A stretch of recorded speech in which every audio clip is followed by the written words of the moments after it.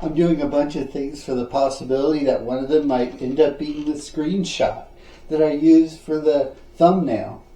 Anyway, hello you guys. Today is Monday, the day after Sunday. It's the day that Today's Tuesday. You broke the illusion of time. What, like the number-wise, though? 17. So, 17. June so 17. this video is for the 16th, even though it's done it a little bit after midnight on the 17th. Christina today went and gave blood to the vampires. Hopefully they will ignore us for a while. Anyway, after that, sorry. I should clarify when I'm being sarcastic or /funny and make sure that you know the difference between me making stuff up and talking about something that's true. Truth is, she donated blood to the blood banks. Right? Mm-hmm. Christina likes to do so because she has good blood, I guess. And afterwards, she was so exhausted, she basically slept the entire day.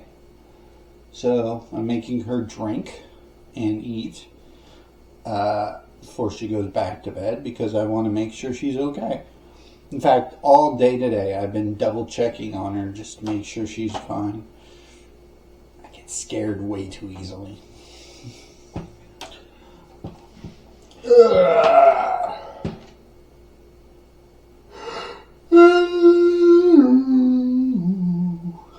I know, eventually I need to get my sleep schedule on track.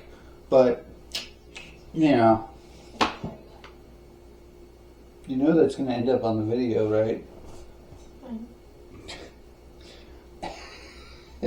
Anyway, I thought this week I would go through some of my topics about the book of Revelation.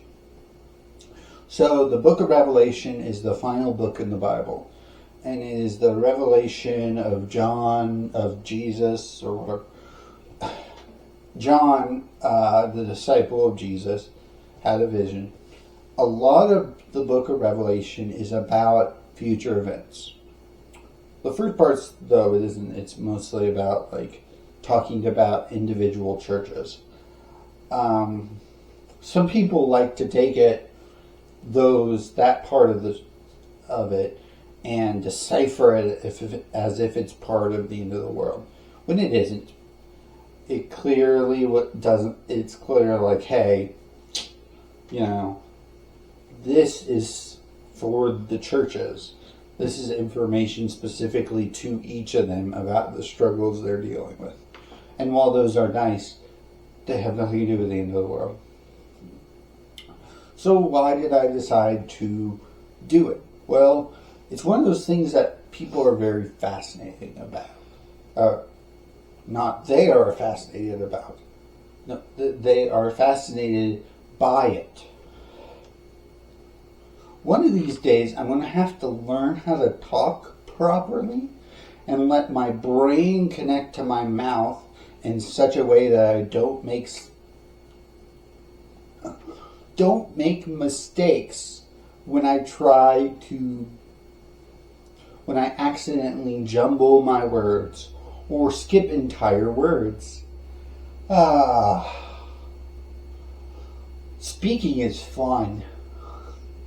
Anyway, so the main topic I wanted to talk about today was many people's views of Revelation. Many people see it as a positive thing. They can't wait for it to happen. Oh, I can't wait for the day that the end of the world begins. Mind you, Revelation implies that it happens over 7 years.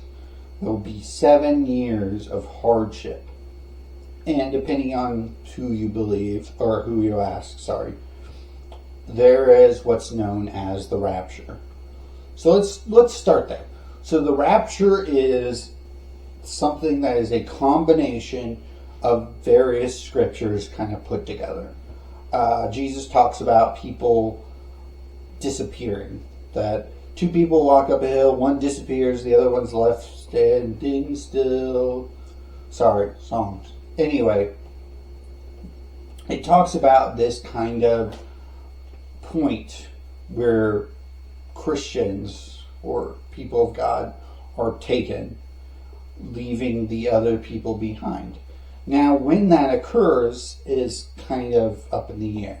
Some people believe it happens at the end of the 7 years. Some people believe it's the middle of the 7 years. But most people, or the most common belief, is that happens before the 7 years. It happens, it's one of the first events.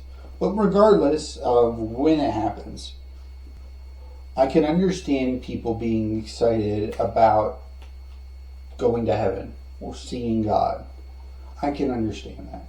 I can understand people wanting to see God and Jesus and His second coming and all that stuff. The problem is the 7 years are absolutely horrible. Horrible. Like,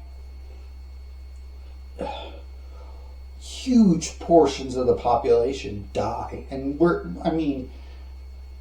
we don't even fully know how much people die, but